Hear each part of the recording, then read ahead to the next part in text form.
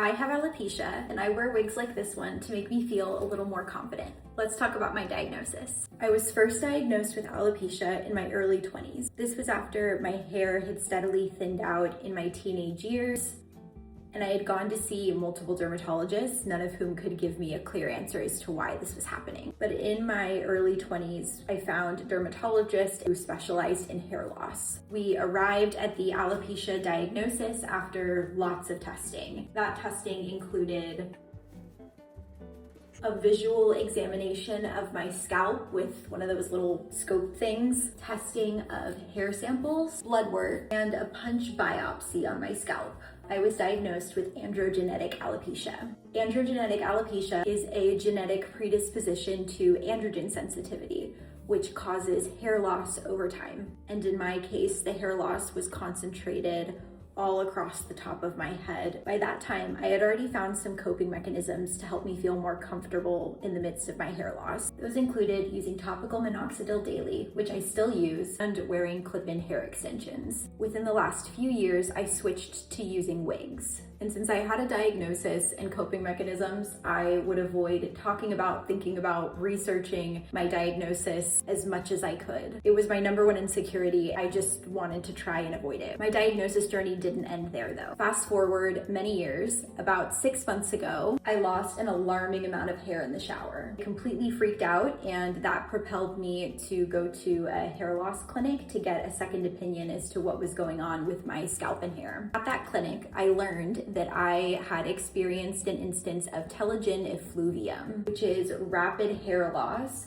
following, in my case, an extremely stressful incident. The good news is the hair was supposed to grow back in about 6 months. I'm at the 6-month mark now, and I think it has come back. While I was at that appointment, I did ask for a second opinion on my androgenetic alopecia diagnosis. 2 different dermatologists came in and took a look at my scalp and listened to my symptoms and medical history. They confirmed the diagnosis. I thought that getting that confirmation would be really upsetting, but it was actually just the opposite. It felt like a huge weight had been lifted off of my shoulders. I realized that I had been carrying around an immense amount of shame and embarrassment and sense of personal failure. It was my fault that I wasn't doing a good enough job of caring for my scalp or caring for my hair or managing stress well. It finally sunk in for me that I was just born with this. And I was so tired of feeling so embarrassed and so ashamed. Those feelings didn't just go away overnight though. In fact, part of the reason I started posting these videos was as sort of an extreme form of exposure therapy. And